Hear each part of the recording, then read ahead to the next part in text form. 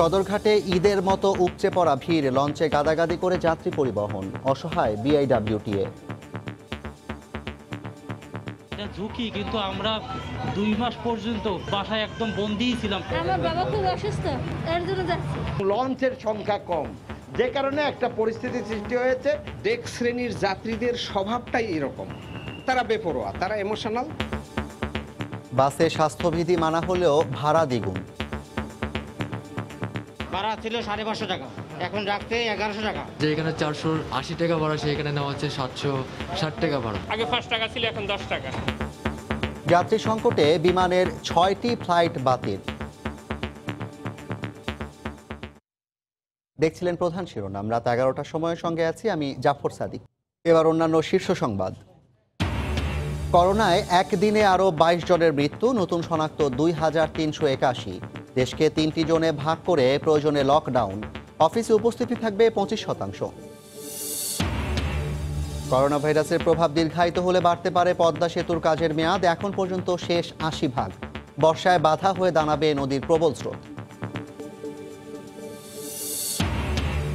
শিক্ষা প্রতিষ্ঠান বন্ধ থাকায় উচ্চ মাধ্যমিকে ভর্তি নিয়ে সংশয়, স্থবিরতা সৃষ্টির শঙ্কা। অসচ্ছল শিক্ষার্থীদের ধাপে ধাপে ভর্তির সুযোগ রাখার পরামর্শ। লিবিয়ায় 26 বাংলাদেশি নিহতের ঘটনায় রাজধানীর গুলশান থেকে পাচারকারী চক্রের অন্যতম হোতা গ্রেফতার। মাদারীপুরে চক্রের নারী সদস্য সহ 2 জন গ্রেফতার।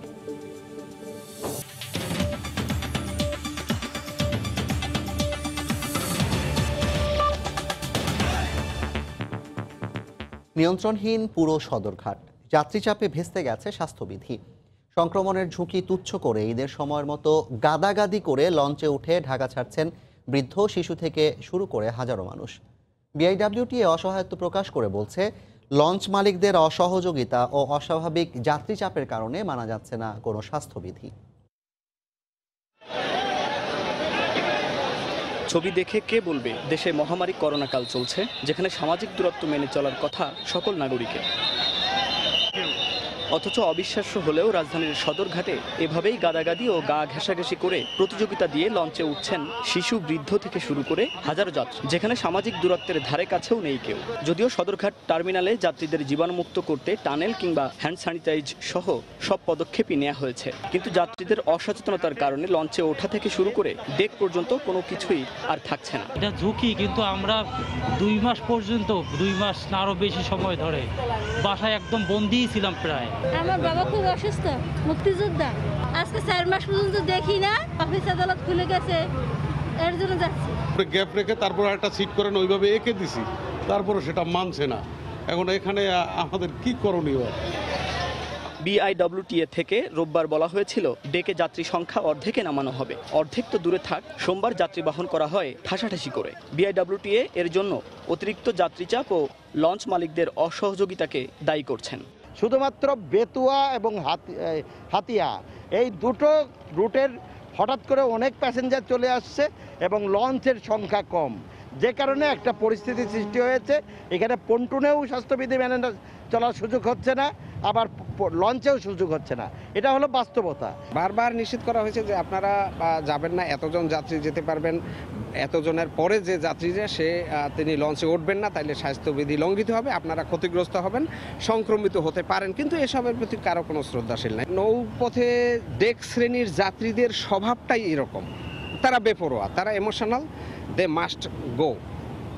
Must go to their homes. ঢাকার মতো যাত্রী বহনে সামাজিক দূরত্ব রক্ষা করতে ব্যর্থ হয়েছে বরিশাল, চাঁদপুর ও পটুয়াখালী নদীবন্দরও। মুন্নাফ রশিদ, সময় সংবাদ, ঢাকা। দীর্ঘ 2 মাসের বেশি সময় পর সড়ক মহাসড়কে চলছে গণপরিবহন, তবে চিত্র কিছুটা ভিন্ন। নেই চিরাচরিত ভিড়, সঙ্গনিরোধ নীতি মেনেই বসেন যাত্রীরা। তবে বাসস্ট্যান্ড কিংবা টার্মিনালে অনেকাংশে উপেক্ষিত স্বাস্থ্যবিধি।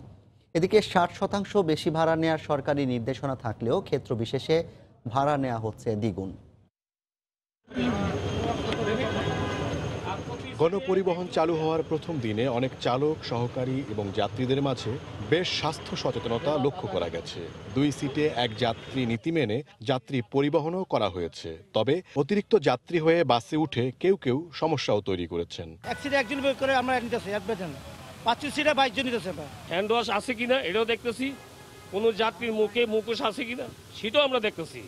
যদি না থাকে তাহলে নামাই দেই যে আপনার ভাই মুখোশ কিনা গাড়ি তোলেন। আসন কমেছে কিন্তু বাহন বাড়েনি, ফলে বাস রুটের শুরু ও শেষ ছাড়া সব স্ট্যান্ডের যাত্রীদের বিকল্প উপায়ে অফিসে যেতে হয়েছে। এ সময়ে ভোগান্তির পাশাপাশি স্বাস্থ্যবিধিও লঙ্ঘিত হয়েছে। আমরা যেতে পারতেছি না, বাসের সংখ্যাও পরিমাণের সংখ্যাও কম, সেক্ষেত্রে আমরা উঠতে পারতেছি না গাড়িতে। কাছাকাছি মানে থাকছে, কাছাকাছি গাড়ির জন্য ওঠার জন্য ট্রাই করতেছে। দূরপাল্লার বাসেও নির্দেশনা মেনেই যাত্রী পরিবহন করা হয়েছে, তবে টার্মিনালে পারস্পরিক দূরত্ব রক্ষার বালাই ছিল না। গাবতলীতে অনেক যাত্রী দ্বিগুণের বেশি ভাড়া আদায়ের অভিযোগ করেছেন, যদিও তা অস্বীকার করেছে টিকিট কাউন্টারগুলো। 100 টাকায় যেতাম, এখন নেছে হলো 900 টাকা, 950 টাকা। আগে ছিল ঢাকা থেকে রাজশাহী 480 টাকা, এখন 60% হিসেবে বেশি নিয়েছে আর কি। কিন্তু মানুষের এখন অভাবের সংখ্যা, এখন ভাড়াটা কিন্তু অতিরিক্ত পড়ে যায়। এই হিসাবে জনগণের চলতে যেতে অনেকই কষ্ট হয়ে যায়। জাস্টিফাই করে দেখতে পারেন, 536 টাকা বিআরটিএস চার্ট, ওর 60%-এ কত আসে? 857 না কত টাকা আসে, সেটা আমরা 800 টাকা। না ঠিক আছে, না বলতে পারে। টিকিট যেটা ফিক্সড করে দিয়েছে আমরা সেটাই নিচ্ছি, আমরা সেই ব্যাপারে কিছু জানি না। অনিয়ম ঠেকাতে বসা বিআরটি এর ভ্রাম্যমাণ আদালতের অজুহাত, তারা বাড়তি ভাড়া আদায়ের অভিযোগ পাননি। সাতক্ষীরা গাড়ি সে মাঝখানে কোনো জায়গায় নামবে, সে সাতক্ষীরা ভাড়ায় নিচ্ছে, তার 60% নিচ্ছে, এরকম ভাবে কিছু অনিয়ম পাওয়া গেছে। সেই ক্ষেত্রে আমরা আবার তাদেরকে বলেছি, তারা কিছুক্ষণের মধ্যে সংশোধন করে ভাড়ার তালিকা টাঙিয়ে দিবে। বিআরটি এর নির্দেশনা বাস্তবায়নে 5টি ভ্রাম্যমাণ আদালত বসে রাজধানীতে। ওমর ফারুক, সময় সংবাদ, ঢাকা। দ্বিগুণ ভাড়া আদায়ের অভিযোগ উঠেছে ঢাকার বাইরেও। অনেক জায়গায় পুরোপুরি মানা হচ্ছে না স্বাস্থ্যবিধিও। ব্যুরো প্রতিবেদক ও জেলা প্রতিনিধিদের পাঠানো তথ্য ছবি নিয়ে রিপোর্ট। সামাজিক দূরত্ব বজায় না রেখে এভাবে গা ঘেঁষে লাইনে দাঁড়িয়ে কাউন্টার থেকে টিকিট সংগ্রহ করেন ব্রাহ্মণবাড়িয়ার যাত্রীরা।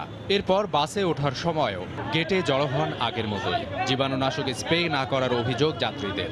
বাসের পক্ষতে হ্যান্ড স্যানিটাইজার স্প্রে কোনো কিছু করে নাই, জীবাণুনাশক কিছুই করে নাই। আইন শৃঙ্খলা যেহেতু জোরদার নাই, সেহেতু এগুলো হচ্ছে না।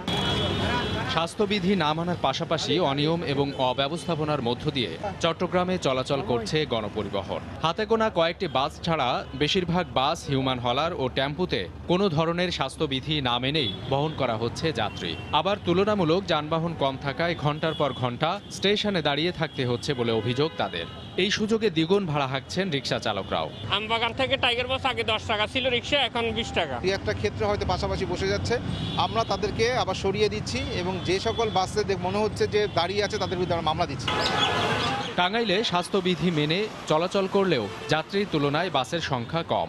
এতে রাস্তায় ঘন্টার পর ঘন্টা অপেক্ষার পর বাস না পেয়ে স্বাস্থ্যবিধি না মেনেই বিকল্প হিসেবে মাইক্রোবাসে গাদাগাদি করে নির্দিষ্ট গন্তব্যে যান যাত্রীরা। গাড়িতে ওঠার জন্য অনেকবার ট্রাই করেছি, কিন্তু গাড়িতে কোনো আমাদেরকে নিচ্ছে না, কিন্তু অফিসের কাজে আমাদের যেতে হবে। সিলেটে স্বাস্থ্যবিধি মেনেই চলাচল করলেও সরকার নির্ধারিত বর্ধিত 60 ভাগ ভাড়ার পরিবর্তে দ্বিগুণ ভাড়া নেয়ার অভিযোগ যাত্রীদের। আগে যারা যাত্রীরা 350 টাকা যাইতো, এখন তাদের ভাড়া আসে 560 টাকা, সেখানে তারাও 700 টাকা নিচ্ছে। স্যানিটাইজার দিয়ে হাত পরিষ্কার করার পর বাসে ওঠেন যশোরের যাত্রীরা। মানা হচ্ছে শারীরিক দূরত্বও। এখানেও ভাড়া নিয়ে রয়েছে যাত্রী ও পরিবহন শ্রমিকদের পাল্টাপাল্টি অভিযোগ। আগে 100 টাকা যেতাম, এখন 160 টাকা দেওয়া লাগছে। যাত্রী 20 জনের বেশি তো নিতে পারতেছি না, কারণ এতে আমাদের খরচও উঠবে না। বগুড়া ও সিরাজগঞ্জে স্বাস্থ্যবিধি মেনেই চলাচল করছে গণপরিবহন। তবে করোনা পরিস্থিতিতে নিম্ন আয়ের মানুষের জন্য দ্বিগুণ ভাড়া কষ্টসাধ্য বলে জানান যাত্রীরা। সাবিত সারোয়ার, সময় সংবাদ। করোনা মহামারীর মধ্যে গণপরিবহনের ভাড়া দ্বিগুণ করাকে অমানবিক বলে মন্তব্য করেছেন বিএনপি মহাসচিব মির্জা ফখরুল ইসলাম আলমগীর। সকালে রাজধানীর গুলশানে বিএনপি চেয়ারপারসনের কার্যালয়ে আয়োজিত এক প্রেস ব্রিফিংয়ে তিনি একথা বলেন। অমানবিক কাজ করা হয়েছে। আপনার এমনিতেই মানুষের ত্রাহি হতো, বাসে কারা ওঠে, কম আয়ের মানুষেরই বাসে উঠে, অন্যান্য তো আপনার প্লেনে উঠে, গাড়ি আছে, নিজের গাড়ি আছে, সব কিছু বাসে উঠে সাধারণ মানুষ, কম আয়ের মানুষ, তাদের বাস ভাড়া বাড়িয়ে দিলেন, দেখবে বাড়িয়ে দিল। কার স্বার্থে বাড়িয়েছে? মালিকদের স্বার্থে বাড়িয়েছে। আর মালিকদেরকে আবার প্রণোদনা দিচ্ছে, আবার অনুদান দিচ্ছে। পুরো বিষয়টাই হয়েছে আপনার লুটপাটের জন্য।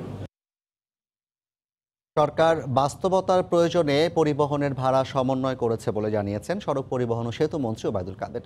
সকালে সেতু বিভাগের কর্মকর্তাদের সঙ্গে ভিডিও কনফারেন্সে মতবিনিময়কালে তিনি একথা বলেন। সরকার বাস্তবতার প্রয়োজনে ভাড়া সমন্বয় করেছে। স্বাস্থ্যবিধি এবং শর্ত মেনে গাড়ি চালনার জন্য আমি মালিক শ্রমিকদের কাছে অনুরোধ জানাচ্ছি। আমরা সীমাবদ্ধতা সত্ত্বেও দিন দিন সংকট সমাধানে সক্ষমতা বৃদ্ধি করছি। বিএনপি এর মধ্যে খুঁজে পাচ্ছে সমন্বয়হীনতা, নিজেরা অসহায় কর্মহীন মানুষের পাশে দাঁড়াতে নির্লজ্জভাবে ব্যর্থ হয়ে দায়িত্বহীন বক্তব্য রাখছে। স্বাস্থ্যবিধি মেনে অভ্যন্তরীণ 3টি রুটে শুরু হয়েছে বিমান চলাচল। চট্টগ্রাম, সিলেট ও সৈয়দপুরে 11টি ফ্লাইট ছেড়ে গেলেও যাত্রী সংকটে বাতিল করা হয়েছে 6টি ফ্লাইট। তবে সামাজিক দূরত্ব নিশ্চিত সহ করোনা ভাইরাস সংক্রমণ প্রতিরোধে কর্তৃপক্ষের গ্রহণ করা ব্যবস্থায় সন্তোষ প্রকাশ করেছেন যাত্রীরা। এয়ারলাইন্সগুলো স্বাস্থ্যবিধি লঙ্ঘন করলে ফ্লাইট বাতিল করা হবে বলে হুঁশিয়ার করেছে বিমানবন্দর কর্তৃপক্ষ। কোভিড-19 থাবায় বদলে গেছে বিমান পরিবহন ব্যবস্থা। সংক্রমণ রোধে বিমান সংস্থাগুলো দেয়া নতুন মাস্ক ও গ্লাভস পরে জীবাণুনাশক ফোমে জুতো ভিজিয়ে ও দেহের তাপমাত্রা পরীক্ষার পর প্রবেশ করতে দেওয়া হচ্ছে বিমানবন্দরের টার্মিনাল ভবনে। নেই আগের মতো যাত্রীদের ভিড় ও চেক ইন কাউন্টারে দীর্ঘ লাইন। স্বাস্থ্য সুরক্ষায় বিমানবন্দর কর্তৃপক্ষের নেওয়া পদক্ষেপে সন্তুষ্ট যাত্রীরা। ভাড়া তো আগের মতনই আছে, এখনো বাড়েটা এক্সপেকটেশন থেকে বেশি আর কি। আমি ভাবি নাই ওনারা এত সুন্দর করে সবকিছু আর কি মেইনটেইন করবে, কারণ অনেক সময় তো বলা হয় কিন্তু কিছু করা হয় না, বাট ওনারা খুবই সুন্দর করে কশাসলি সবকিছু মেইনটেইন করছে। সরকারি নিয়ম অনুযায়ী আমরা স্বাস্থ্যবিধি মেনে আমরা আমাদের গন্তব্যস্থানে পৌঁছাচ্ছি। ইমার্জেন্সিতে বাসা যাচ্ছি, আমার দেশের বাড়ি লালমনিরহাট, আমার বাবা মারা গিয়েছেন, আমি যেতে পারি নাই। সামাজিক দূরত্ব নিশ্চিতে সিভিল এভিয়েশনের 25% আসন খালি রাখার নির্দেশনা থাকলেও যাত্রী কম থাকায় প্রায় 50%-এরও বেশি আসন ফাঁকা গেছে। ফলে বেশ কিছু ফ্লাইট বাতিল করতে হয়েছে বিমান সংস্থাগুলোকে। এদিকে কোনো এয়ারলাইন্স স্বাস্থ্যবিধি লঙ্ঘন করলে ফ্লাইট বাতিল করা হবে বলে সতর্ক করেছে বিমানবন্দর কর্তৃপক্ষ। আশানুরূপ যাত্রী না পাওয়ায় ভাড়া বাড়াতে হতে পারে বলে জানায় নভোএয়ার। এবং তাদেরকে সতর্ক করা হয়েছে যে গাইডলাইনে কোনো ল্যাপস থাকলে বা কোনো ব্যত্যয় ঘটলে আমরা সেই ফ্লাইটটা ক্যান্সেল করতে বাধ্য হব। এটা চেয়ারম্যান সিভিল এভিয়েশন স্যারের করা নির্দেশনা আছে যে কোনো এয়ারলাইন যদি কোনো ইনস্ট্রাকশন কমপ্লাই না করে সেই ফ্লাইটটা আমরা বাতিল করে দিব। যদি এইভাবে চলতে থাকে, যদি আমাদের ডিমান্ডটা সেইভাবে রাইজ না করে, তাহলে হয়তো আমাদের ভাড়া বাড়ানোর বিষয়ে অবশ্যই চিন্তা করতে হবে। প্রাথমিকভাবে ঢাকা থেকে চট্টগ্রাম, সৈয়দপুর ও সিলেট রুটে ফ্লাইট চালু করা হয়েছে। স্বাস্থ্য সুরক্ষায় যন্ত্রপাতি ও চিকিৎসক নিযুক্ত করা হলে পর্যায়ক্রমে রাজশাহী, যশোর, কক্সবাজার ও বরিশালেও ফ্লাইট চালু করা হবে। হাজারের শিউলি, সময় সংবাদ, ঢাকা। কমেছে দেশে একদিনে করোনায় মৃত্যু ও শনাক্তের সংখ্যা। সবশেষ 24 ঘন্টায় মারা গেছেন 22 জন। এ নিয়ে মৃতের সংখ্যা দাঁড়ালো 672 জনে। ভাইরাস শনাক্ত হয়েছে 2381 জনের দেহে। দুপুরে স্বাস্থ্য অধিদপ্তরের নিয়মিত স্বাস্থ্য বুলেটিনে আরও জানানো হয়, সুস্থ হওয়া ব্যক্তিদের অভিজ্ঞতার আলোকে সবাই নিয়মিত মশলাযুক্ত গরম পানি খেলে উপকার পাওয়া যেতে পারে। সাধারণ ছুটি শেষে রোববার থেকেই শুরু হয়েছে কর্মস্থলমুখী মানুষের আনাগোনা। কর্মস্থলে যোগ দেবার দ্বিতীয় দিনে প্রথম দিনের চেয়ে মৃত্যুর সংখ্যা প্রায় অর্ধেকে নেমে আসার খবর জানালো স্বাস্থ্য অধিদপ্তর। 24 ঘন্টায় মারা গেছেন 22 জন, যাদের মধ্যে 19 জন পুরুষ ও 3 জন নারী। তবে নতুন করে 24 ঘন্টায় ভাইরাসটি শনাক্ত হয়েছে 2381 জনের দেহে। 52টি ল্যাবের বা পরীক্ষাগারে পরীক্ষা কার্যক্রম অব্যাহত আছে। গত 24 ঘন্টায় নমুনা সংগৃহীত হয়েছে 13,104টি। নমুনা পরীক্ষা করা হয়েছে 11,439টি। এ পর্যন্ত নমুনা পরীক্ষা 3,20,369টি। যা নমুনা পরীক্ষা হয়েছে তাতে গত 24 ঘন্টায় শনাক্ত হয়েছে 2,381 জন। এ পর্যন্ত শনাক্ত 49,534 জন। মারা যাওয়া ব্যক্তিদের মধ্যে 21 জনের বয়স 40-এর উপরে। একজন আছেন 21 থেকে 30 বছরের কোটায়। 15 জন হাসপাতালে, 6 জন বাসায়ও, 1 জন মারা গেছেন হাসপাতালে যাওয়ার পথে। 24 ঘন্টায় শনাক্তের হার 20.81%। গত 24 ঘন্টায় সুস্থ হয়েছেন 816 জন। এ পর্যন্ত সুস্থ 10,597 জন। শনাক্ত বিবেচনায় সুস্থতার হার 21.39%। গত 24 ঘন্টায় মৃত্যুবরণ করেছেন 22 জন। করোনাকে জয় করা ব্যক্তিদের পরামর্শগুলো মেনে চলার আহ্বান জানানো হয়। সবসময় খাবারে হালকা গরম পানি রাখবেন এবং গার্গেল করবেন। মশলা সহ গার্গেল করে এই পানি খেয়ে অনেকেই উপকার পেয়েছেন। কাজে আপনারা আদা, লবঙ্গ বা অন্যান্য মশলা দিয়ে পানি হালকা কুসুম গরম করে এই পানি দিয়ে গড়গড়া করে এই পানি খেতে পারেন। বুলেটিনে আরো বলা হয়, স্বাস্থ্যবিধিগুলো না মানলে ঝুঁকিতে পড়তে পারে নিজেরও পরিবারের সকল সদস্যের জীবন। তাই আপনার সুস্থতা একান্ত আপনারই হাতে। নিজেরা সুস্থ থাকি, পরিবারের সকলকে সুস্থ রাখি। হাতিকুর রহমান তমাল, সময় সংবাদ, ঢাকা। করোনার সবশেষ পরিস্থিতি নিয়ে স্বাস্থ্য অধিদপ্তরের বুলেটিন বিশ্লেষণ করেছেন রিপোর্টার ফারুক ভূঁইয়া রবিন। দেশে কোভিড-19 সংক্রমণ শনাক্তের ৮৬তম দিন আজ। এদিন বাংলাদেশের দ্বিতীয় সর্বোচ্চ নমুনা পরীক্ষা করা হয়েছে, যাতে এই যাবৎকালের মধ্যে তৃতীয় সর্বোচ্চ কোভিড-19 আক্রান্ত শনাক্ত হয়েছে। শুরুতে আমরা বাংলাদেশের সার্বিক পরিস্থিতি এক নজরে দেখে নিতে চাই। গত ২৪ ঘন্টায় সারা দেশে ১১,৪৩৯ জনের নমুনা পরীক্ষা করা হয়েছে। বিপরীতে আক্রান্ত হয়েছেন ২,৩৮১ জন। বিপরীতে ২৪ ঘন্টায় মারা গিয়েছেন ২২ জন, সুস্থ হয়েছেন ৮১৬ জন, যেটি আসলে যে গত ৩ মে সর্বোচ্চ ছিল ৮৮৬ জন সুস্থ হওয়ার রেকর্ড। তারপরেই এটি দ্বিতীয় সর্বোচ্চ সুস্থ হওয়ার রেকর্ড। গত ৮ই মার্চ বাংলাদেশে প্রথমবারের মতন কোভিড-19 আক্রান্ত শনাক্ত হয়েছিল। এপ্রিল মাসে অবস্থা অবনতি হতে থাকে এবং মে মাসেও কিন্তু একই ধারা অব্যাহত থাকে। প্রথম মৃত্যুর খবর জানা যায় হলো ১৮ মার্চ। ৩১শে মার্চ পর্যন্ত মোট মৃত্যুর সংখ্যা ছিল ৫ জন। তারপরে এপ্রিল মাসের শেষে এসে ৩০শে এপ্রিল এসে ১৬৮ জন ছিল মোট মৃত্যুর সংখ্যা। কিন্তু মে মাসে আমরা যেটি দেখেছি যে ক্রমেই আসলে যে মৃত্যুর সংখ্যা বাড়তে থাকে। আমরা একটু গত ৭ দিনের সংক্রমণের চিত্রে একটু নজর দিতে চাই। ৪ দিনই কিন্তু ২,০০০-এর বেশি আক্রান্ত শনাক্ত হয়েছে এবং ২ দিন আক্রান্ত শনাক্ত হয়েছে ২,৫০০-এর বেশি। যে ২২ জন মারা গিয়েছেন তাদের একটু বয়স ভিত্তিক বিভাজনের দিকে তাকাতে যাই। ২২ জনের মধ্যে ১৯ জনই হলেন পুরুষ, ৩ জন নারী। আর সবচেয়ে বেশি মারা গিয়েছেন ৪১ থেকে ৫০ বছরের মধ্যে ৮ জন, আর পরের অবস্থানে ৬১ থেকে ৭০ বছরের মধ্যে রয়েছেন ৭ জন। স্বাস্থ্য অধিদপ্তরের নিয়মিত বুলেটিনে বরাবরের মতো আজকেও স্বাস্থ্যবিধি মেনে চলার পরামর্শ দেওয়া হয়েছে এবং একই সঙ্গে মাস্ক ব্যবহার, স্বাস্থ্যবিধি মেনে চলা, নিরাপদ শারীরিক দূরত্ব বজায় ও বেশি বেশি হাত ধোয়ার উপর গুরুত্ব আরোপ করা হয়েছে। তো এই ছিল আসলে আমাদের কাছে আজকের বাংলাদেশের সার্বিক পরিস্থিতির সবশেষ খবরাখবর। করোনা চিকিৎসায় আইভারম্যাকটিন নিয়ে প্রয়োজনীয় গবেষণার বিষয়ে ভাবছে ভারতও। সেক্ষেত্রে রেফারেন্স হিসেবে মোনাশ বিশ্ববিদ্যালয়ের গবেষণার পাশাপাশি তারা আমলে নিচ্ছে বাংলাদেশের অভিজ্ঞতা। সময় সংবাদকে দিয়ে এক সাক্ষাৎকারে confederation of medical association Asia and ওশেনিয়ার প্রধান ডাক্তার কে আগারওয়াল জানান, পরীক্ষামূলকভাবে কেউ ব্যবহার করছেন, তবে সিদ্ধান্তে পৌঁছাতে সময় লাগবে। রাশেদ লিমনের রিপোর্ট। অস্ট্রেলিয়ার মোনাশ বিশ্ববিদ্যালয়ের জার্নালে প্রকাশের পর থেকেই আলোচনায় আইভারমেকটিন। এরপর বাংলাদেশে স্বল্প পরিসরে এর ব্যবহারে সুফল মেলার দাবি করেন অধ্যাপক তারেক আলম। এ নিয়ে সরব ছিল ভারতীয় গণমাধ্যম।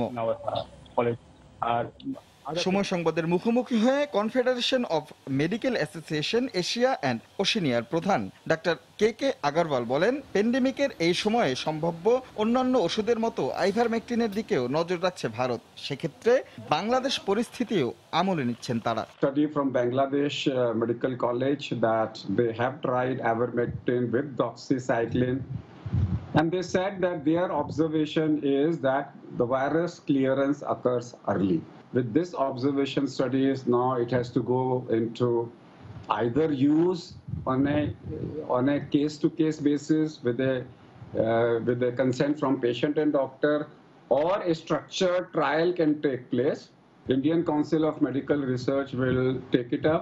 I have seen the results of Dr. Allen. His concept makes sense, and if he has observed that the virus disappears on 4th day, I think a large trial should take place, because then this will be a game changer. ভারতীয় medical অ্যাসোসিয়েশনের সাবেক এই প্রধান বলেন, যেহেতু এখনো কোনো ওষুধ আবিষ্কার হয়নি, তাই গবেষণার পাশাপাশি গুরুত্ব দিতে হবে সামাজিক দূরত্বে। তার মতে লকডাউন কোনো স্থায়ী সমাধান নয়, মাস্ক পরে সতর্ক থেকে ধীরে ধীরে ফিরতে হবে স্বাভাবিক জীবনে। Human to human transmission. Lockdown is not going to change the situation. It may only give you a gain of 3 to 4 days and not more than that. So over a period of time, the answer is masking and social distancing. If you practice masking and social distancing, you will be able to cover that. সেক্ষেত্রে সরকারের পাশাপাশি ব্যক্তিগত সচেতনতাও জরুরি বলে মনে করেন এই বিশেষজ্ঞ। রাশেদ লিমন, সময় সংবাদ, ঢাকা। সরকারি সিদ্ধান্তে অফিস খুলে দেওয়া হলেও মোট জনবলের ২৫ ভাগের বেশি উপস্থিত থাকতে পারবেন না বলে জানিয়েছেন জনপ্রশাসন প্রতিমন্ত্রী। দুপুরে সরকারের নতুন সিদ্ধান্তের কথা জানান তিনি। এছাড়া সচিবালয়ে করোনা ভাইরাস নিয়ে জরুরি এক বৈঠক শেষে স্বরাষ্ট্রমন্ত্রী জানান, সংক্রমণ বিবেচনায় পুরো দেশকে রেড, গ্রিন ও ইয়েলো জোনে ভাগ করা হবে। পরিস্থিতি বিবেচনায় কিছু কিছু এলাকায় সাময়িক লকডাউন দেওয়া হতে পারে বলে জানান স্বাস্থ্যমন্ত্রী। 9 সপ্তাহ সাধারণ ছুটির পর এমন এক সময় অফিস খুলেছে যখন রোজই আশঙ্কাজনক হারে বাড়ছে আক্রান্ত ও মৃতের সংখ্যা। সরকারি নির্দেশনায় বয়স্ক, অসুস্থ ও অন্তঃসত্ত্বা নারীদের কাজে বিরত রাখা হলেও সংশ্লিষ্টরা মনে করছেন তা যথেষ্ট নয়। এ অবস্থায় সচিবালয়ে জরুরি বৈঠকে বসে সরকারের স্বাস্থ্য, স্থানীয় সরকার ও স্বরাষ্ট্র মন্ত্রণালয়ের মন্ত্রী, প্রধানমন্ত্রীর কার্যালয়ের মুখ্য সচিব, মন্ত্রিপরিষদ সচিব ও সংশ্লিষ্ট বিভাগের কর্মকর্তারা। ছিলেন ঢাকা 2 মেয়রের পাশাপাশি পার্শ্ববর্তী হটস্পট নারায়ণগঞ্জ ও গাজীপুরের মেয়রও। আলোচনায় পুরো দেশকে রেড, গ্রিন ও ইয়েলো 3টি জোনে ভাগ করার সিদ্ধান্ত নেওয়া হয়। ছোট ছোট এলাকাকে সাময়িকভাবে লকডাউনের বিষয়েও আসে আলোচনায়। Red zone, yellow zone, green zone আমরা মার্কিং করেছি। এটা মাননীয় প্রধানমন্ত্রীর নির্দেশনা ছিল যে এই জোনগুলোকে মানে রেড জোনকে কিভাবে গ্রিন জোন করা যায় সেটা নিয়ে আজকের আমরা আলোচনা হয়েছে। এলাকা ওই জোনিং এর মাধ্যমে আমরা যে জোনের মধ্যে খুব বেশি সংক্রামিত হবে, ধরুন একটা ছোট্ট এলাকা, সেখানে হয়তো বা একটা এরিয়াকে আমরা বলবো যে এই এরিয়াটা বন্ধ থাকবে এই কয়েকদিনের জন্য।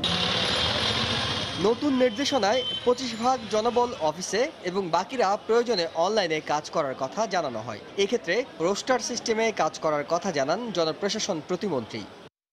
আমাদের সচিবালয়ে যারা কর্মকর্তা রয়েছেন তারা যাতে করে কোনোভাবেই ইনফেক্টেড না হয়, প্রয়োজনের নিরিখে আমাদের 1/4 কর্মকর্তাকে একই সাথে আমরা অফিসে রাখবো, অনলাইনে সংযুক্ত থাকবে আমাদের অফিসের সাথে, বাসা থেকে কাজ করবে। করোনা ভাইরাস প্রতিরোধে সিদ্ধান্ত কার্যকরে স্থানীয় প্রশাসনকে আরও সক্রিয় করার সিদ্ধান্ত নিয়েছে সরকার। হেসান জুয়েল, সময় সংবাদ, ঢাকা। লিবিয়ায় 26 জন বাংলাদেশি নিহতের ঘটনায় মানব পাচারকারী চক্রের অন্যতম হোতা কামাল হোসেন ওরফে হাজি কামালকে গ্রেফতার করেছে র্যাব। বিভিন্ন সময়ে প্রায় 400 লোককে অবৈধভাবে বিদেশে পাঠায় সে। র্যাব বলছে তিনি বাংলাদেশ থেকে অবৈধভাবে মানব পাচারকারীর মূল হোতা। চক্রের অন্য সদস্যদের ধরতে অভিযান চলছে বলেও জানায় র্যাব। বাংলাদেশ থেকে লিবিয়া হয়ে অবৈধভাবে ইতালিতে অভিবাসন দালাল চক্রের অন্যতম হোতা কামাল হোসেনকে গ্রেফতার করা হয়েছে। তিনি শ্রমিকদের বিদেশে যাওয়ার জন্য বিভিন্নভাবে প্রলোভন দেখাতেন। তাদের বিদেশে যাওয়ার পরই বাকি টাকা আদায়ের আশ্বাসে 15 থেকে 20 জনের একটি গ্রুপ ঠিক করা হতো, যাদের মাদারীপুর, শরীয়তপুর সহ বিভিন্ন জেলায় একাধিক দালাল রয়েছে। প্রথমে তাদের ঢাকা থেকে কলকাতা নেওয়া হতো, এরপর বিভিন্ন দালালের হাতে ধরে এই চক্রটি লিবিয়াতে নিয়ে যেত। তারপরই টাকার জন্য শুরু হতো নির্যাতন। মোহাম্মদ কামাল উদ্দিন ওরফে হাজি কামাল, 55 বছর বয়স, পিতা মৃত, জামাত আলী মণ্ডল, স্থায়ী ঠিকানা থানা ও জেলা কুষ্টিয়া। গত 10 বছর যাবৎ এই অবৈধ উপায়ে আমাদের বিভিন্ন ভাইদেরকে বিদেশে প্রেরণ করছেন। তার কাছে আমরা 31টি পাসপোর্ট পেয়েছি। আপনারা দেখতে পাচ্ছেন এই পাসপোর্টগুলি সব লিবিয়াতে যাওয়ার জন্য তার কাছে জমা করা হয়েছিল। তার কাছ থেকে আমরা 2টি ডায়েরি পেয়েছি, যে ডায়েরিতে 300 থেকে 400 ভিকটিমের নাম্বার আছে যাদেরকে সে প্রেরণ করেছে।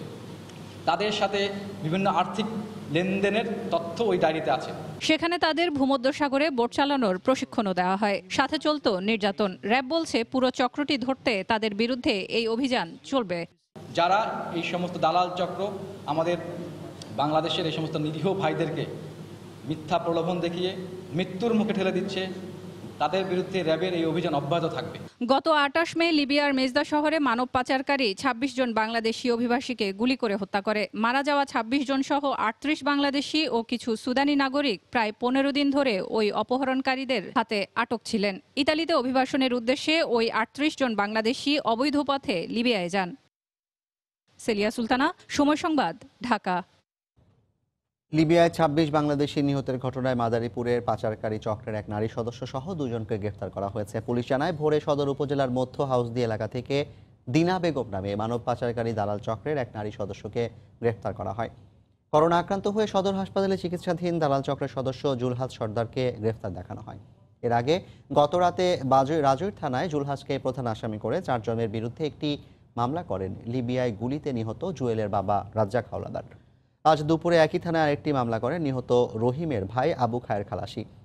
এদিকে সদর মডেল থানায় একটি মামলা করেন নিহত শামীমের বাবা হালিম হাওলাদার। মামলায় সদরের মধ্য হাউসদি এলাকার দিনা বেগম, নজরুল মোল্লা ও রাজধানীর কামরাঙ্গীরচর এলাকার শাহাদাত হোসেনকে আসামি করা হয়। লিবিয়ায় পাচারকারীদের গুলিতে নিহতদের মধ্যে 11 জনের বাড়ি মাদারীপুরের বিভিন্ন এলাকায়। প্রতি মাসের 1 তারিখে আমরা পদ্মা সেতুর অগ্রগতির খবর প্রচার করে থাকি। আজ থাকছে প্রকল্পের মেয়াদ বাড়ানোর খবর। করোনা ভাইরাসের প্রভাব দীর্ঘ হলে বাড়তে পারে দেশের মেগা প্রকল্প পদ্মা সেতুর কাজের মেয়াদ। আগামী মাসের মধ্যে সবগুলো স্প্যান বসানোর কথা থাকলেও নতুন লক্ষ্য নির্ধারণ করা হয়েছে এ বছরের ডিসেম্বর মাস। কর্তৃপক্ষের দাবি, এখন পর্যন্ত পুরো প্রকল্পের কাজ শেষ হয়েছে ৮০%। সাইফুল ইসলামের ছবিতে এহসান জুয়েলের রিপোর্ট। সামনে বর্ষা, এখনই নদীতে পানি বেড়েছে ৬.৫ ফুটের বেশি। গত কয়েক বছরের অভিজ্ঞতা বলছে নদীর প্রবল স্রোত বাধা হয়ে দাঁড়াবে পদ্মা সেতুর কাজে। জলের স্রোত ডাঙায় করোনা ভাইরাসের প্রাদুর্ভাব শুরুর পর থেকে সব শ্রমিকদের প্রকল্পের ভিতর শতভাগ আবাসিক ব্যবস্থা করে রাখা হচ্ছে। কর্মীদের সংক্রমণ থেকে রক্ষার পাশাপাশি কাজ চালিয়ে যেতে ঈদেও কোনো শ্রমিককে ছুটি দেওয়া যায়নি। জাজিরা থেকে মাঝ নদী পর্যন্ত ২৮টি স্প্যান বসানো হলেও মাঝে বাদ পড়েছে একটি। বর্ষার আগে এটি বসাতে হবে। চ্যানেলের মধ্যে পলি জমে গেলে একটি স্প্যানের জন্য ড্রেজিং করতে হবে ২ কিলোমিটার নদী। এরপর ধরা হবে মাওপ্রান্তে মূল নদীতে বাকি 10টি স্প্যান বসানোর কাজ। সবগুলো স্প্যানই জুলাই মাসের মধ্যে বসানোর কথা, সেটা হচ্ছে না। পাশাপাশি পরিবর্তন আসতে পারে প্রকল্পের মেয়াদেও। আমরা জানি না এটা কতদিনের এফেক্ট চলবে, তার উপরে ডিপেন্ড করবে আমাদের আসলে টাইম আরো বাড়াতে হবে না। তবে খুব বেশি সময় বাড়াতে হবে মনে করি ২-৪ মাস হয়তো বাড়ানো লাগতে পারে, বাট এটা ডিপেন্ড করে করোনা ভাইরাসের এফেক্ট কতদিন আমাদের এখানে থাকে। স্প্যানের উপর প্রায় ৩,০০০ করে বসাতে হবে স্ল্যাব। এখন পর্যন্ত বসেছে ১১০৫টি রেল এবং ৫৯৪টি রোড স্ল্যাব। মোট ৪১টি স্প্যানের মধ্যে ৩৯টি দেশে। বাকি ২টি যন্ত্রাংশ গত মাসে চীন থেকে রওনা হয়ে এই মাসের মধ্যে মাওয়া পৌঁছার কথা। এর আগেও কয়েক দফা বাড়ানো হয়েছে প্রকল্পের মেয়াদ। তবে শেষ দিকে সেই কাজের যে গতি, তাতে খুব সহজেই ভরসা করা যাচ্ছিল ২১ সালের শেষ নাগাদ হলেও কাজ শেষ করা যাবে। এখন সেখানে করোনা আরেক দফা ধাক্কা দিল। এখন শুধুমাত্র প্রকল্পের মেয়াদ বাড়ানোই নয়, কাজের গতি কিভাবে ধরে রাখা যায় তার জন্য করতে হবে নতুন পরিকল্পনা। এহসান জুয়েল, সময় সংবাদ, জাজিরা, শরীয়তপুর। বাগেরহাটের মোংলায় ঘূর্ণিঝড় আম্পানের তাণ্ডবের পর এবার শুরু হয়েছে নদী ভাঙন। বসতভিটা ও দোকানপাট সহ বেড়িবাঁধের ১৮ কিলোমিটার অংশ বিলীন হয়েছে নদীগর্ভে। এলাকায় দেখা দিয়েছে বিশুদ্ধ পানির সংকট। জেলা প্রশাসন বলছে ক্ষতিগ্রস্তদের দেওয়া হচ্ছে ঘর নির্মাণ সহ মানবিক সহায়তা। মাহমুদ হাসানের পাঠানো তথ্য ছবি নিয়ে রিপোর্ট। সব বাসা চলে গেছে নদীতে, আমার কিছু নেই। শেফালী মণ্ডল, নদী ভাঙনে চোখের সামনে ভেসে গেছে মাথা গোজার ঠাই। ভিটেমাটির জন্য এখন বিলাপ ছাড়া কিছুই আর করার নেই তার। বাগেরহাটের মোংলার পশুর নদীর ভাঙনে একই অবস্থা উপকূলের বাসিন্দাদের। ঘূর্ণিঝড় আম্পানের ক্ষত না শুকাতেই নদী ভাঙনে দিশেহারা তার। ভাঙে ছুড়ে সব নিয়ে যাচ্ছে, ঘরের পোতা পর্যন্ত চলে যাচ্ছে। এখন ঘরে তো গেছে, আমার কোনো জায়গায় আস্থাইনি, যা থাকারও জায়গা নেই। ভাঙন অংশ দিয়ে জোয়ারের লবণাক্ত পানি ঢুকে পড়ছে লোকালয়ে। এতে বিশুদ্ধ পানির সংকটে পড়েছেন কয়েক হাজার মানুষ। আমাদের অঞ্চলে মিষ্টি পানির খুবই অভাব। জেলা প্রশাসক বলছেন, তালিকা করে ক্ষতিগ্রস্তদের ঘর নির্মাণ সহ দেয়া হচ্ছে ত্রাণ সহায়তা। আর ভাঙন প্রতিরোধে ব্যবস্থা নেওয়ার আশ্বাস দিলেন পানি উন্নয়ন বোর্ডের কর্মকর্তা। আমি এটা আমাদের উপরস্থ অফিসারকে জানিয়েছি, ওনারা সাইট ভিজিট করবে, সাইট ভিজিটের প্রেক্ষিতে আমাদের পরবর্তী ব্যবস্থা গ্রহণ করবে। ভবিষ্যতে যেন আমাদের জন্য ক্ষতিগ্রস্ত না হয়, সবাই যেন একটা মিনিমাম নিরাপত্তার মধ্যে নিরাপত্তা বোধ সবার মধ্যে থাকে, সেই বিষয়ে আমরা কাজ করব। পশুর নদীর তীরবর্তী মোংলার 4টি গ্রামে অর্ধ লক্ষাধিক মানুষের বসবাস। এদের মধ্যে নদী ভাঙনে ক্ষতিগ্রস্ত হয়েছেন 20,000। সময় সংবাদ, মোংলা। করোনা সংক্রমণের শঙ্কায় শিক্ষা প্রতিষ্ঠান বন্ধ থাকায় উচ্চ মাধ্যমিকে ভর্তি নিয়ে দেখা দিয়েছে সংশয়। পরিস্থিতি স্বাভাবিক হওয়ার আগে ভর্তি প্রক্রিয়া শুরু না করার সিদ্ধান্ত নিয়েছে সরকার। ভর্তির সময়সীমা ছাড়া অন্যান্য নিয়ম বহাল থাকবে বলে জানায় ঢাকা শিক্ষা বোর্ডের চেয়ারম্যান। অন্যকে স্বাগত জানালেও দীর্ঘমেয়াদে শিক্ষা কার্যক্রম বন্ধ থাকায় স্থবিরতা সৃষ্টির আশঙ্কা কোনো শিক্ষাবিদের। অসচ্ছল শিক্ষার্থীদের আর্থিক সহায়তার পাশাপাশি ধাপে ধাপে ভর্তির সুযোগ রাখার পরামর্শ তাদের। প্রসূন আশিসের রিপোর্ট। চলতি বছর এসএসসি ও সমমান পরীক্ষায় অংশ নেন 20,47,799 জন শিক্ষার্থী। এবছর অন্তত 16 লাখ শিক্ষার্থী উচ্চ মাধ্যমিকে ভর্তিযুদ্ধে অংশ নেবেন। করোনা মহামারীর এই সময়ে ফল প্রকাশ হলেও ভর্তি প্রক্রিয়া সম্পন্ন করা নিয়ে সংশয় দেখা দিয়েছে। শিক্ষা মন্ত্রণালয় ও ঢাকা শিক্ষা বোর্ড মনে করছে, পরিস্থিতি কিছুটা স্বাভাবিক না হওয়া পর্যন্ত শিক্ষার্থীদের অপেক্ষা করতেই হবে। সকল শিক্ষার্থীর পক্ষে অনলাইনে আবেদন করা সম্ভব নয়, কম্পিউটারের দোকানে যেতে হয়। ভর্তির সময় আমাদের শিক্ষা প্রতিষ্ঠানগুলিও খোলা রাখতে হয়। নানা কারণে প্রায় 20 থেকে 25 লক্ষ মানুষের একটি কার্যক্রম শুরু হয়ে যাবে।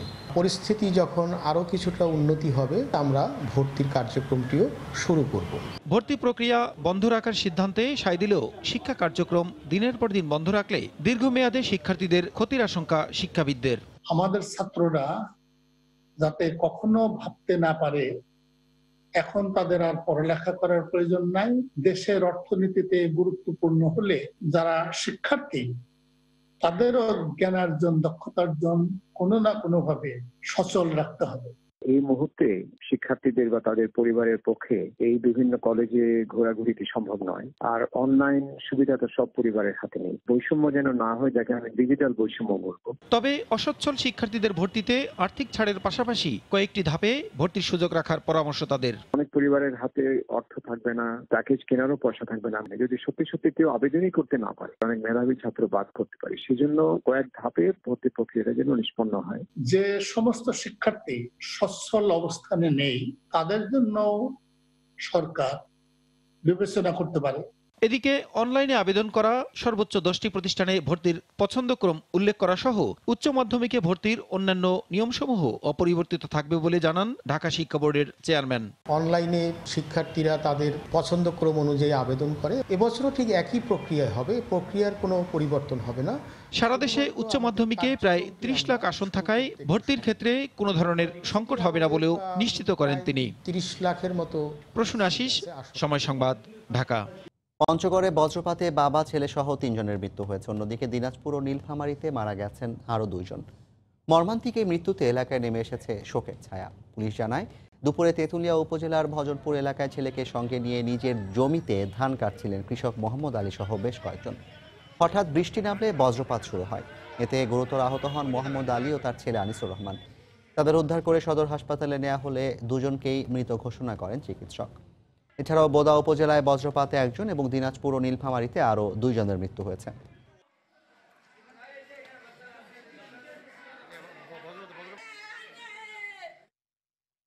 আবারও এসএসসি পরীক্ষার ফলাফল প্রসঙ্গ। দেশের 9টি সাধারণ শিক্ষা বোর্ডের মধ্যে মাধ্যমিকে পাশের হারে সবাইকে টপকে শীর্ষে এবার রাজশাহী শিক্ষা বোর্ড। শিক্ষা প্রতিষ্ঠান প্রধানরা বলছেন অপেক্ষাকৃত কম মেধাবী শিক্ষার্থীদের নিবিড়ভাবে পর্যবেক্ষণ করায় ভালো ফল সম্ভব হয়েছে। অন্যদিকে পরীক্ষার্থীদের খাতার যথাযথ মূল্যায়ন হওয়ায় এমন ফল বলে দাবি বোর্ডের পরীক্ষা নিয়ন্ত্রকের।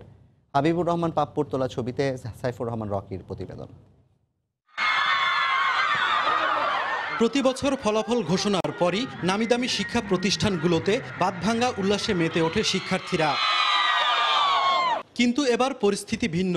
করোনা ভাইরাসের প্রাদুর্ভাবে সকল শিক্ষা প্রতিষ্ঠান বন্ধ থাকায় মুঠোফোনে SMS এর মাধ্যমে বাড়িতে বসে ফলাফল জানতে পারে শিক্ষার্থীরা। গত শিক্ষাবর্ষের তুলনায় এসএসসিতে পাশের হার 1% কমে আসলেও 90.37% পাশের হার নিয়ে শীর্ষস্থানে উঠে এসেছে রাজশাহী শিক্ষা বোর্ড। নিজেদের ভালো ফলাফল ও পাশের হারে বোর্ড সেরা হওয়ায় খুশি পরীক্ষার্থী ও অভিভাবকেরা। আমি GPA 5 পেয়ে খুব খুশি হয়েছি। এবার আমাদের রাজশাহী বোর্ডে ফার্স্ট হয়ে আমি খুশি হয়েছি। বাসায় রেজাল্ট পাইছি, বাসায় আনন্দ করছি, তবে স্কুলের মতো অতটা আনন্দ হচ্ছে না। ক্লাসে শিক্ষার্থীদের শতভাগ উপস্থিতি নিশ্চিত করার পাশাপাশি সবার ঐকান্তিক প্রচেষ্টায় ভালো ফলাফল সম্ভব হয়েছে বলে মনে করেন শিক্ষা প্রতিষ্ঠানের প্রধানরা। আমাদের স্কুল মনিটরিং হয়েছে, অভিভাবক সহ আমরা অভিভাবক সমাবেশ করেছি যাতে 100% উপস্থিতির হার হয়, যাতে ঝরে পড়া রোধ করা যায়। শিক্ষা বোর্ডের দায়িত্বশীলরা বলছেন পরীক্ষার্থীদের খাতার যথাযথ মূল্যায়ন হয় বরাবরই এখানকার ফলাফল ভালো হয়। আমরা যখন উত্তরোত্তর মূল্যায়ন করি তখন প্রধান পরীক্ষকদের একদিনে একটা কর্মশালা করি যাতে করে উত্তরোত্তর সঠিকভাবে মূল্যায়ন হয়। মূলত এই ব্যবস্থা নেওয়ার জন্যই রাজশাহী শিক্ষা বোর্ড শ্রেষ্ঠ বেশিরভাগ সময় হয়ে থাকে। বোর্ডে 2,12,029 জন শিক্ষার্থী এসএসসি পরীক্ষায় অংশ নেয়। এর মধ্যে GPA 5 পেয়েছে 26,074 জন। সাইফুর রহমান রকি, সময় সংবাদ, রাজশাহী। দেশের 9টি শিক্ষা বোর্ডের মধ্যে এবার সর্বনিম্ন পাশের হার সিলেট শিক্ষা বোর্ডে। তবে সান্ত্বনা, বোর্ডের ইতিহাসে সর্বোচ্চ GPA 5 পেয়েছে। 4 জেলার ফলাফলে ভারসাম্য না থাকায় পাশের হারে এমনটি হয়েছে বলে মনে করে বোর্ড। বিস্তারিত জানাচ্ছেন ইকরামুল কবির, ছবি তুলেছেন নৌশাদ আহমদ চৌধুরী। এসএসসি পরীক্ষায় জিপিএ 5-এ সিলেট শিক্ষা বোর্ড রেকর্ড গড়লেও পাশের হারে দেশের 9টি শিক্ষা বোর্ডের মধ্যে সর্বনিম্ন অবস্থান এবার। শিক্ষা বোর্ডের পরীক্ষা নিয়ন্ত্রকের মতে এই বোর্ডের 4 জেলার মধ্যে 3 জেলার গড় পাশের হার প্রায় 80 হলেও হবিগঞ্জ জেলার পাশের হার কম হওয়ায় ফলাফল বিপর্যয় হয়েছে। সুনামগঞ্জ হইল আমার 78.60, হবিগঞ্জ হইল 72.73। এই জায়গায় আমি বেশ নিম্নমুখী হয় হয়তোবা আন্তঃবোর্ডের রেজাল্টে আমরা পিছনের দিকে পড়ে গিয়েছি। তবে মাঠ পর্যায়ের শিক্ষকরা মনে করেন শিক্ষক স্বল্পতার পাশাপাশি সৃজনশীল বিষয়ে পাঠদান অভিজ্ঞ শিক্ষকের অভাবে শহরের বাইরের শিক্ষার্থীরা পিছিয়ে পড়ছে। ইংরেজি, বাংলা এবং সায়েন্সের যে বিষয়গুলো আছে এই বিষয়গুলো পর্যাপ্ত সৃজনশীল ট্রেনিংয়ের শিক্ষক নেই। এই প্রশিক্ষণটা সকল প্রতিষ্ঠানে নিশ্চিত করা যায় তাহলে ইনশাল্লাহ ফলাফল আরো ভালো হবে। শিক্ষক স্বল্পতা এবং সৃজনশীলে অভিজ্ঞ শিক্ষকের অভাবের বিষয়টি স্বীকার করে অচিরেই পদক্ষেপ নেওয়ার কথা জানালেন শিক্ষা বিভাগের এই কর্মকর্তা। যেখানে আমাদের শিক্ষকগুলোর স্বল্পতা আছে সেগুলো অচিরেই পূরণ হবে পদগুলো, এবং শিক্ষা মন্ত্রণালয় কর্তৃক গৃহীত যে সৃজনশীল পদ্ধতির প্রশিক্ষণগুলো সফলভাবে নিতে পারলে শিক্ষকরা ক্লাসে আরও ফ্রুটফুল ক্লাস করাতে পারবে। সিলেট বিভাগে মাধ্যমিক স্তরে সরকারি পর্যায়ে 40 এবং বেসরকারি পর্যায়ে 35 ভাগ শিক্ষকের পদ শূন্য রয়েছে। ইকরামুল কবির, সময় সংবাদ, সিলেট।